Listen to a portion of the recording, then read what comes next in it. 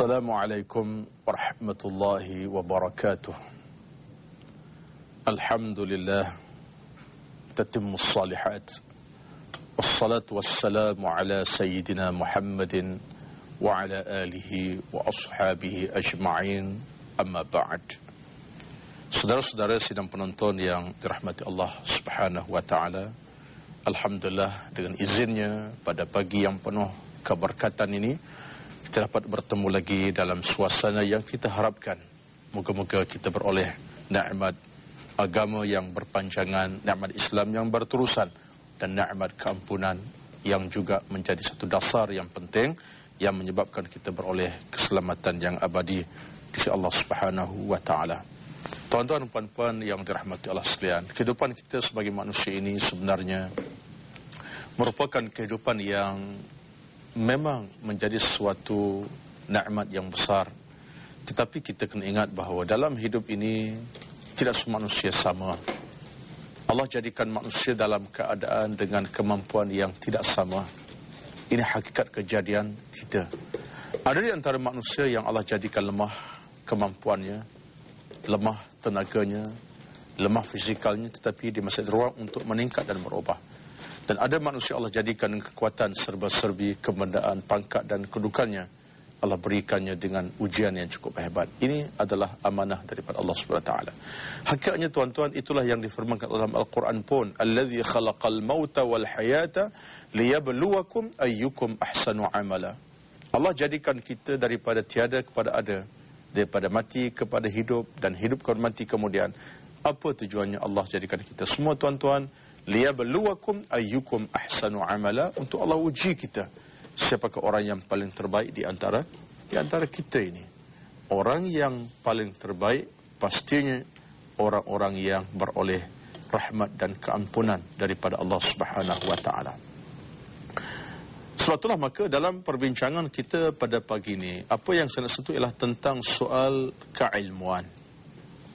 Kerana dalam hidup ini tuan-tuan, kita ada pilihan, sama ada menjadi orang yang berilmu ataupun orang yang jahil.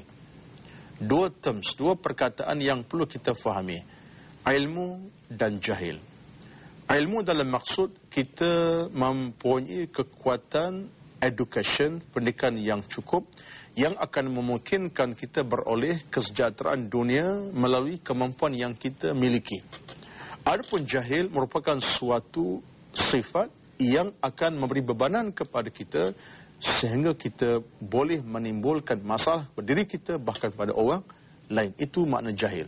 So dua term ini merupakan dua terms yang saya rasa tidak sinis kalau kita bincangkan dalam konteks motivasi kita pada pagi ini. Kerana ia merupakan perkara yang biasa berlaku dalam dunia manusia, peradaban manusia semenjak zaman berzaman sampai hari ini. Tetapi hakikatnya ialah kejahilan sesuatu yang diperangi oleh agama, dan apa yang Islam perangi ialah supaya orang Islam tidak jahil selama-lamanya. Sehingga pernah disebutkan oleh Ali bin Abi Talib radhiyallahu anhu, yang pernah berkata bahawa di antara perkara yang boleh musnahkan masyarakat manusia ialah adanya manusia idza nasha'a fil Islam man lam ya'rif al-jahiliyata. Kata Ali, apabila ada di kalangan orang Islam yang tak kenal jahiliyah, maka ini adalah satu kemusnahan. Sebab itulah kita dalam hidup ini, kita kena pasti kenal di mana perkara yang buruk, di mana pula perkara yang baik. Di mana ilmu, di mana kejahilan, di mana alim, di mana jahil, di mana ma'ruf dan munkar. Ini kita kena mesti kenal. Sebab kalau kita tak kenal perkara yang baik dan buruk, alamatnya kita akan menjadi ancaman kepada peradaban masyarakat, peradaban dunia, bahkan dalam konteks agama itu sendiri. Saya ambil contoh yang mudahlah. Kalau kita tak kenal dosa dan pahala dalam hidup, kita akan musnah hidup kita. Dan ini disebutkan oleh para sahabat pun. Abdullah bin Abbas pernah berkata, halaka man lam ya'rif biqalbihi al-ma'rufa wal munkara. Akan binasa, kata Abdullah bin Mas'ud, kalau orang itu tak kenal mana ma'ruf mana munkar, binasa dia. Jadi kita dalam hidup ini kita mesti tahu di mana titik-titik noktah yang membawa kepada keilmuan, kita pegang betul-betul. Di mana pula titik-titik noktah membawa kejahilan, kita hindari betul-betul. Kerana paksi dalam Islam ialah Iqra bismi rabbikal ladzi khalaq.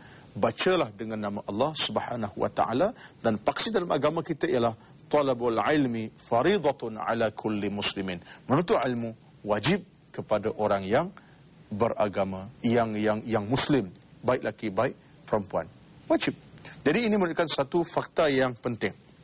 Sehingga Nabi pun pernah bersabda, kuna aliman. Jadilah kamu orang yang alim, mana orang yang tahu, yang boleh membezakan di antara yang benar, yang salah, yang buruk, yang tidak baik. Jadi yang baik ini merupakan satu fakta yang tidak boleh kita nafikan sama sekali. Dan ini merupakan paksi akan membawa kepada banyak faktor-faktor kecemerlangan dalam hidup kita sebagai orang Islam. Sekarang isunya ialah kita dalam hidup ini kita kena akui dengan kelemahan dan kekuatan kita.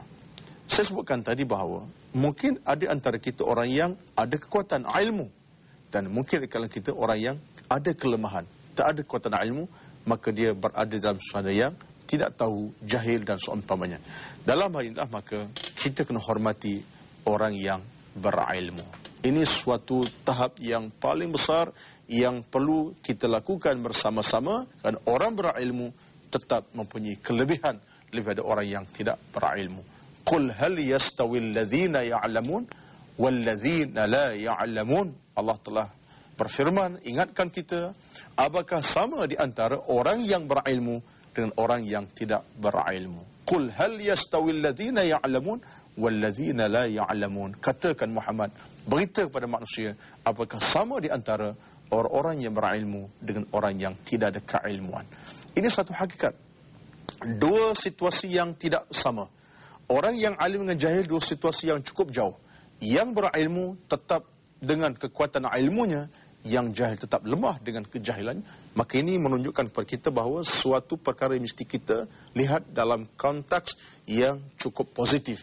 Bagaimana orang yang jahil hormatkan kepada orang berilmu, moga-moga dengan ilmu yang dia ada itu dapat dimanfaatkan untuk membasmi kejahilan, membasmi perkara-perkara yang tidak. Ini merupakan di antara isu yang saya cuba nak ketengahkan dalam situasi pada pagi ini supaya kita dapat buka ruang. Sebab dalam Islam telah meletakkan satu tempat yang cukup tinggi, manzilah yang cukup tinggi kepada orang-orang yang berilmu, sampailah Nabi bersabda, ad-dunya mal'unatun illa ma fiha min muta'allimin aw 'alimin aw zikrillahi subhanahu wa ta'ala. Sampai Nabi kata, dunia ini Allah laknat, Allah kutuk sekutuk-kutuknya, kecuali orang-orang yang alim, yang berilmu, orang-orang yang ingatkan Allah subhanahu wa ta'ala.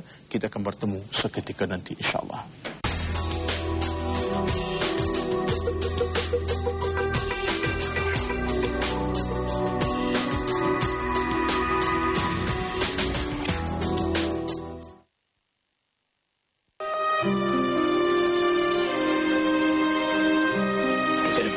Ke depan, masa depan macam mana nak membahagiakan keluarga kami dengan sabar korang.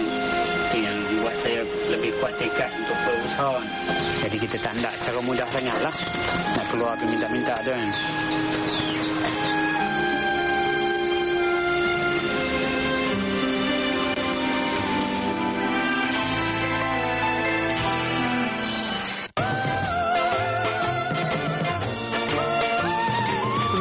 Unik dan membahayakan tidak pernah menakutkan mereka.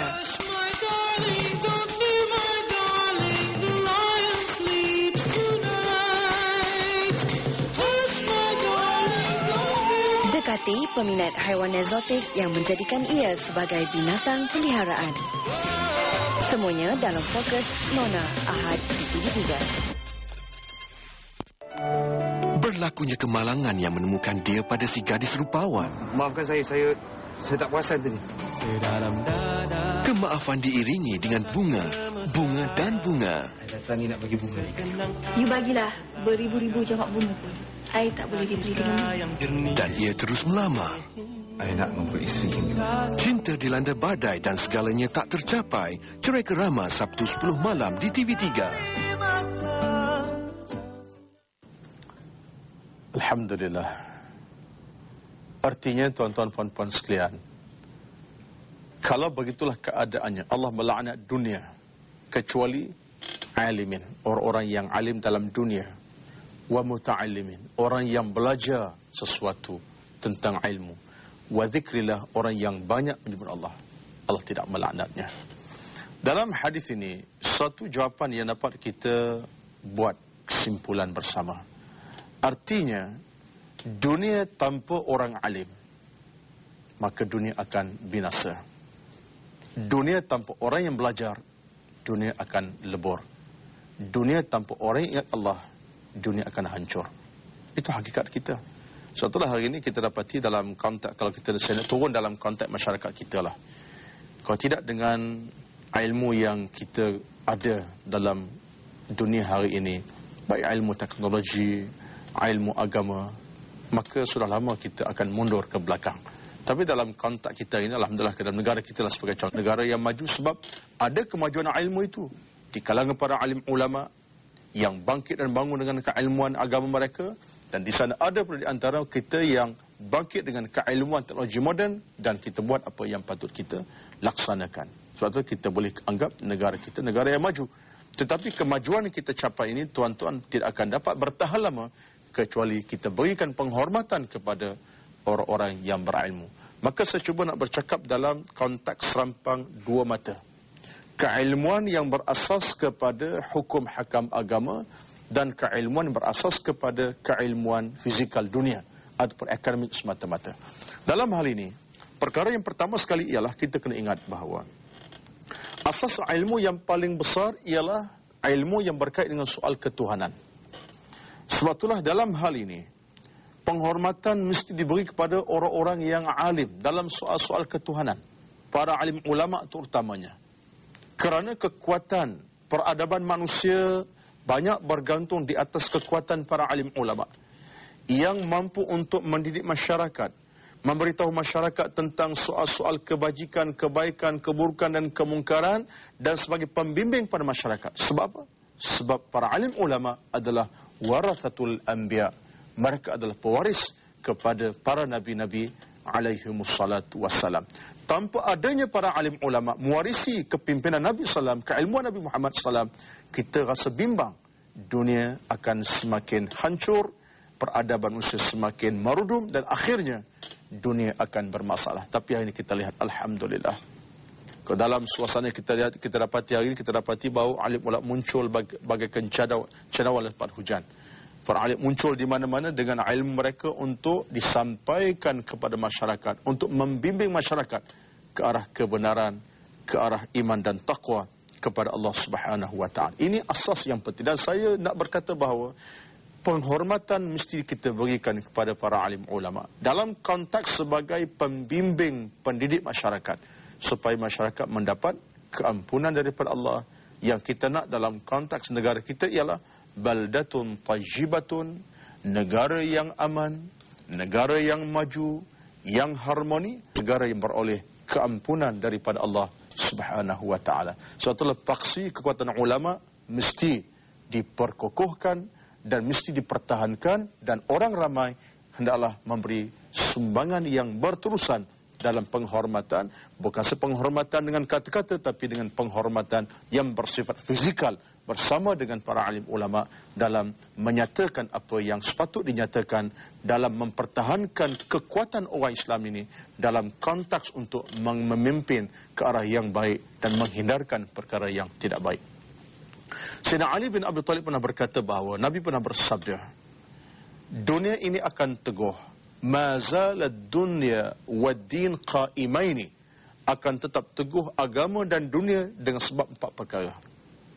Salah satunya yang dikatakan Nabi ialah madamal ulama ya'maluna bima alimu. Selamanya para alim ulama, mereka itu melakukan apa yang patut mereka lakukan sebagaimana yang mereka tahu tentang soal-soal keagamaan. Mereka beramal sebagaimana mereka tahu tentang soal-soal keagamaan. Ini paksi yang penting. Satu, tuan-tuan dan puan-puan sekalian, dalam hal ini saya serius, dan saya berani berkata bahawa apabila kita berikan penghormatan yang setimpal kepada orang-orang alim di kalangan kita, baik di kawasan kita, di kampung kita, dalam negeri kita, negara kita, insya-Allah keberkatan itu akan dapat kita lihat secara menyeluruh, baik di kawasan kita tinggal, bahkan di mana-mana, sebab kita ada di sana kekuatan bersama, dan kita beri lorong-lorong yang cukup terbuka untuk para alim ulama kita mengajar, memberitahu dan menyatakan kebaikan kerana mereka adalah para pewaris para nabi-nabi alaihimussalatu wassalam. Dan ini saya rasa perlu kita pertahankan. Sebab sejarah peradaban kita, negara kita sendiri, kita dapati bahawa kemunculan para ulama di sepanjang zaman tak dapat kita nafikan. Sebelum negara mencapai kemerdekaan sekalipun, para alim ulama telah muncul bersama sejarah peradaban dunia Melayu kita ini.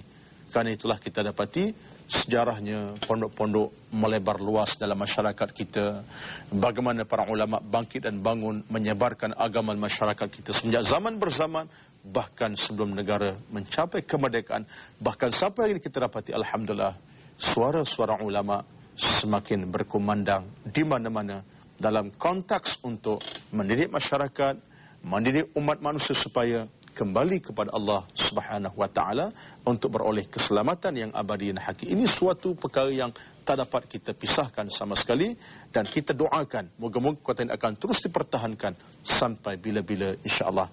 Kejap kita akan bertemu seketika nanti, insya-Allah.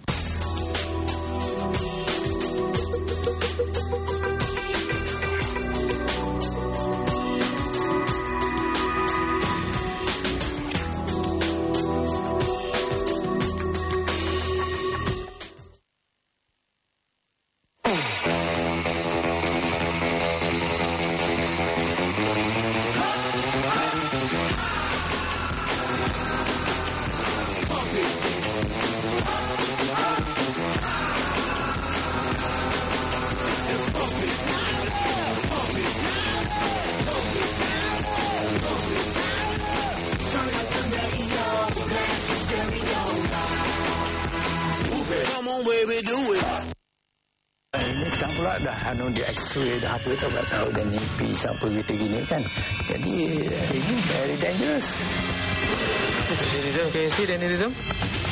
Apabila aneurysm bersaiz 5 cm ke atas, sakit itu akan menghadapi risiko rupture aneurysm yang tinggi.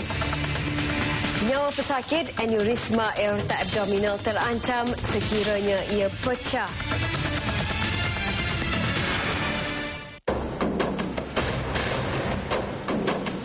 Berakit merentasi 6 daerah negeri Pahang. Menyusuri Sungai Pahang lebih 300 km. Saksikan Majalah 3, Sabtu, 9 malam.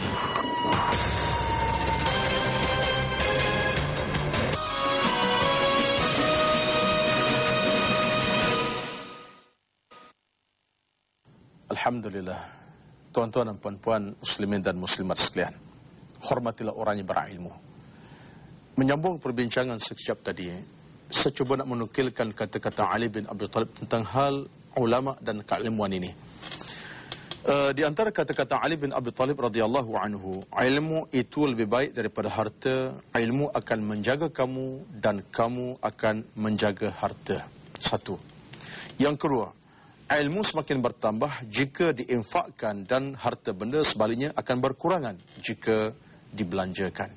Yang ketiga, ini poin saya, yang ketiga ialah ilmu akan memberi ketenangan kepada orang alim dalam hidupnya dan meninggalkan nama baiknya selepas matinya. Hasil daripada harta akan hilang dengan hilangnya harta tersebut. Menunjukkan kepada kita bahawa kalau dah sampai kepada satu peringkat di mana kita berikan penghormatan kepada alim ulama di atas sumbangan kepada kita, masyarakat umat manusia ini, insya-Allah kesan yang positif itu akan dapat kita lihat walaupun mereka telah meninggalkan kita. Sebab itulah dalam suasana kita bersyukur kepada Allah SWT. Walaupun kita telah merdeka hampir 48 tahun, tuan-tuan puan-puan sekalian, tetapi kita lihat kesan yang ada di kiri kanan kita dengan tersebarnya ilmu agama kepada masyarakat, hasil daripada sejarah perjuangan para alim ulama yang kita harus kenang dan kita harus berikan ruang yang lebih terbuka untuk masa-masa akan datang. Suatu dalam masa yang sama, tak kita nafikan bahawa hormatilah orang-orang berilmu di kalangan kita dalam kapasiti mereka sebagai seorang ilmuwan dalam bidang yang pelbagai. Kita tak nafikan. Inilah kekuatan kita ada dalam masyarakat kita pada hari ini, di mana mereka juga ada sumbangan kepakaran dalam bidang teknologi, dalam bidang-bidang yang pelbagai. kita yakin mereka ada hak untuk diberikan penghormatan kerana mereka adalah merupakan jurutera-jurutera, engineer kepada negara kita yang kita sayang cinta ini. Suatu dalam hal ini saya yakin dan saya percaya kalau kita dapat bersama-sama, berganding bahu, berganding tenaga, beri penghormatan sewajarnya, insya-Allah kita akan dapat mencapai apa yang dijanjikan Allah, keselesaan yang abadi, keamanan yang sejati. Apakah rasionalnya? Rasionalnya kerana orang-orang berilmu, sama ada dalam ilmu keagamaan, ilmu profesional ini, mereka adalah orang penting masyarakat. Mereka adalah orang penting yang akan memangkinkan keupayaan masyarakat orang Islam. Dalam syariat Islam sendiri kita dapati, dalam konteks sejarah hidup Nabi sendiri pun kita dapati bagaimana Rasulullah SAW menghormati orang-orang seumpama ini dalam satu peristiwa peperangan. Bagaimana Nabi SAW memberikan suatu pengiktirafan yang tinggi kepada Salmanul Farisi radhiyallahu anhu. Dia bukan seorang alim dalam bidang keagamaan, tetapi Salman adalah pakar dalam bidang ketenteraan. Akhirnya berikan pengiktirafan yang tinggi. Salman arkitek kepada peperangan yang berlaku di mana akhirnya Ahzab memberi kemenangan kepada Islam dan umat Islam. Ini sejarah. Begitu dalam konteks yang lain. Semuanya menampilkan kepada kita bagaimana perlunya para alim ulama diberikan penghormatan yang tinggi supaya dengan itu mereka dapat melaksanakan tugas mereka dengan lebih komprehensif, lebih sesuai dengan keperluan masyarakat. Yang ketiganya, kita harus ingat bahawa orang berilmu sama ada ulama ataupun dalam bidang-bidang yang lain, mereka adalah orang yang punya kekuatan untuk memimpin masyarakat ke arah kesejahteraan yang abadi, ke arah keilmuan yang abadi, ke arah keamanan yang abadi. Suatulah tuan-tuan dan puan-puan yang dirahmati Allah Subhanahu wa taala sekalian. Sebenarnya dalam hal inilah saya yakin dan saya percaya bahawa apabila adanya kesatuan di antara para alim ulama sendiri dengan pihak yang berkuasa dalam sebuah negara kerajaan, kita yakin dengan itu kita akan melihat satu kemajuan yang abadi, yang hakiki, dan ini akan menambahkan kekuatan kepada umat Islam, bahkan kepada mereka yang bukan Islam dalam sebuah negara yang didiami. Suatu maka Nabi SAW memperlihatkan contoh teladan kepada kita dalam hal ini, kerana Nabi pernah memberi penghormatan kepada sahabat-sahabat baginda yang ada keupayaan dalam pelbagai bidang, pelbagai kepakaran. Pernah satu hari Nabi SAW sebut kepada Ja'far bin Abi Talib radhiyallahu anhu supaya Ja'far memberikan penghormatan yang secukupnya kepada Zaid bin Harithah radhiyallahu anhu yang menjadi ketua dalam satu medan peperangan, iaitu peperangan Mu'tah.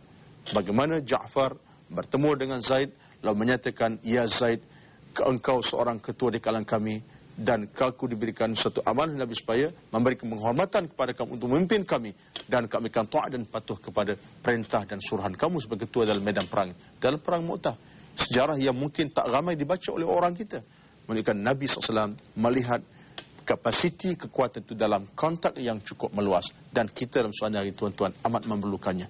Sebab itu saya yakin, saya percaya bahawa dalam negara kita yang kita sedang pandu ke arah kemajuan, kebendaan baik, kekuatan agama, iman baik ini, tuan-tuan dan puan-puan sekalian, kita mesti lihat dengan penuh positif bahawa apabila adanya gandingan di antara alim ulama dalam bidang keagamaan dengan alim ulama dalam bidang profesional ini, insya-Allah dia akan memberi kekuatan yang hakiki, yang akhirnya kita akan tahu di mana titik-titik pertemuan yang baik, yang tak sepatutnya, yang akhirnya yang baik itu dapat kita lakukan bersama, dapat kita gandingkan kekuatannya, yang buruk itu dapat kita tinggalkan demi untuk menjadi suatu neraca kepada kita dalam konteks untuk membina negara yang makmur, baldatun tayyibatun wa rabbun ghafur, negara yang aman, yang maju, yang bahagia, dan Allah SWT pada masa yang sama memberikan keampunan kepada kita dalam keadaan tak adanya berlaku situasi-situasi yang boleh mengeruhkan keadaan, mengeruhkan suasana, terutama dalam situasi kita hari ini. Kita lihat bagaimana gejala-gejala yang cukup negatif itu berlaku di mana-mana saja. Jangan salahkan para alim ulama, jangan salahkan orang-orang yang profesional kita, seperti kita salahkan kelemahan-kelemahan kita yang selama kita lakukan disebabkan mungkin kealpaan, kecuaian kita sebagai seorang Muslim yang hakiki. Tuan-tuan, rasionalnya ialah saya bercakap dalam nada seumpama ini supaya kita dapat lihat balik bahawa penghormatan kepada golongan ulama satu yang tidak dapat kita pisahkan daripada kehidupan kita demi untuk mencapai keamanan, kemajuan yang lebih harmoni untuk masa-masa akan datang. Moga-moga Allah Subhanahu wa taala merahmati kita semua, memberkati kita semua dan memimpin kita semua ke jalan yang baik, ke jalan yang makmur, ke jalan yang bahagia. Sekian.